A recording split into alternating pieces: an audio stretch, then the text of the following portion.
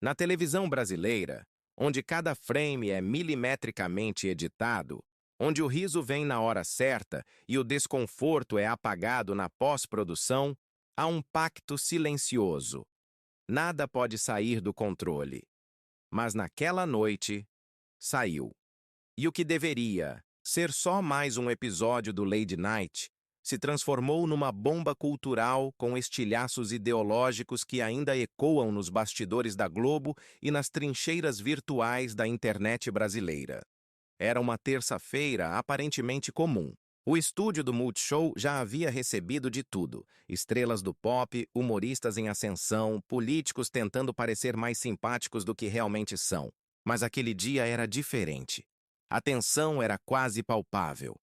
Tata Werneck, conhecida por seu humor cortante e pela velocidade absurda de raciocínio, iria entrevistar ninguém menos que Nicolas Ferreira, o deputado federal ultraconservador que movimenta multidões com suas falas duras, seus posicionamentos polêmicos e uma base fiel de seguidores que o enxergam como uma espécie de messias da moralidade. Nos bastidores, parte da produção tremia, não por medo do convidado em si, mas por saber que qualquer passo em falso viraria combustível para a fogueira digital.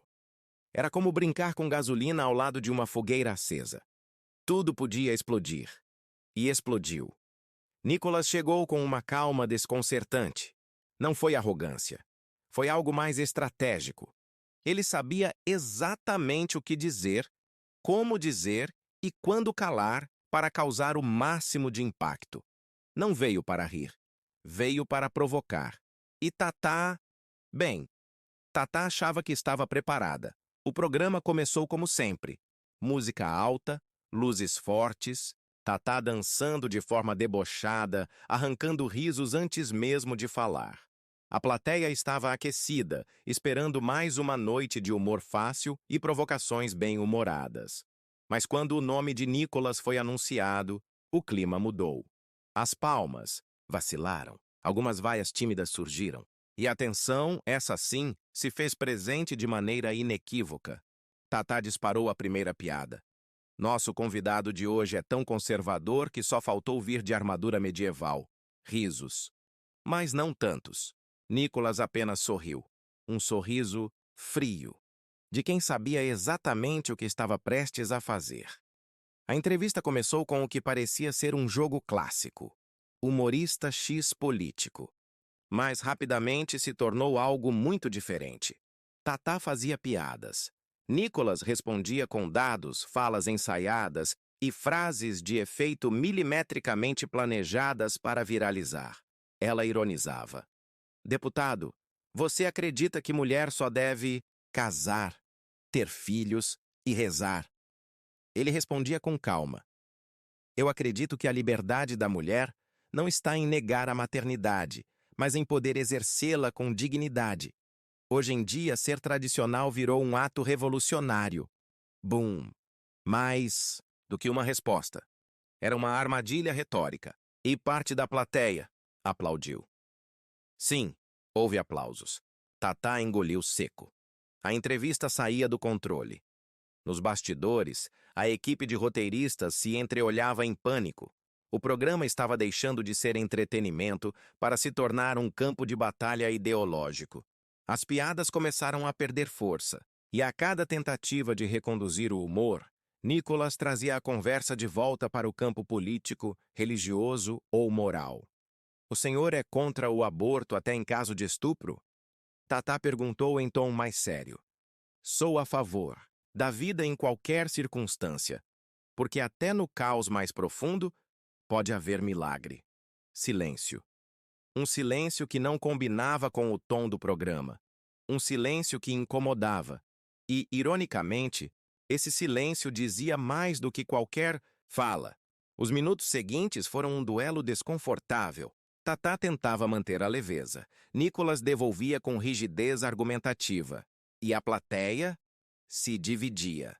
Alguns riam nervosamente, outros simplesmente pararam de rir. Um grupo de jovens chegou a deixar o estúdio antes do fim da gravação. Era oficial. o programa se tornara uma batalha. A repercussão começou antes mesmo da gravação terminar. Alguém da equipe, até hoje não se sabe quem, vazou um trecho no X, antigo Twitter. O vídeo de 27 segundos mostrava Nicolas dizendo: "A esquerda quer nos calar com piadas, porque sabe que não aguenta o peso dos próprios argumentos."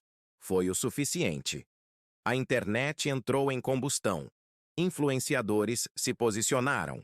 Hashtags como Azure Lady Night cancelado, Tatá massacrada e da Nicolas no Multishow subiram em minutos. Enquanto alguns pediam a cabeça da apresentadora por ter dado espaço a um fascista, outros a criticavam por não conseguir destruir o conservador em rede nacional. Na redação da Globo, o pânico era real. Havia quem defendesse cortar o episódio inteiro. Outros sugeriam editar os momentos mais tensos, mas algo impediu. A audiência das prévias, medidas em tempo real, indicava um fenômeno. A entrevista, mesmo ainda inédita oficialmente, já era o assunto mais comentado do país. Enquanto isso, Tatá estava abalada. Não pela repercussão, mas por algo mais profundo, a sensação de que havia perdido o controle da narrativa. Em um áudio vazado, ela desabafou com uma amiga. "Eu quis fazer graça com quem não está disposto a rir, e talvez isso tenha sido o meu erro." No dia seguinte, os portais noticiavam como se fosse uma crise institucional. Manchetes como "Tatá perde o controle do Late Night" ou "Globo permite discurso conservador em horário nobre" dominaram as homepages. Colunistas se dividiram. Alguns elogiaram a coragem do encontro.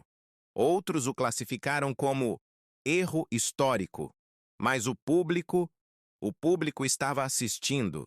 Pela primeira vez em muito tempo, as pessoas viam um talk show ser mais do que entretenimento. Virar palco de um embate real entre duas visões de mundo. E por mais incômodo que fosse, isso gerou algo raro: reflexão. Tatá encerrou o programa com uma frase sincera: "Hoje eu não sei se fiz humor, mas sei que fiz história."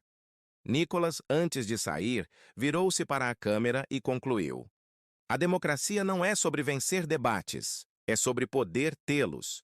E assim terminou um dos episódios mais intensos da televisão brasileira.